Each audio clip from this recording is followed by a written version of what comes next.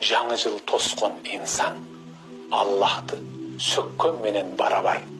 Жаңы жыл тоскон insan Allah'tı tildegen menen birdi günögө batат. Akılınızga gelin. Salютtu toktotup 31 dekabr günü жайыла турган дасторгонду токтотуп, кадир эсе адатка айланган кечеги мурдагы күнкүдөй эле дасторгонубуз жайылсын.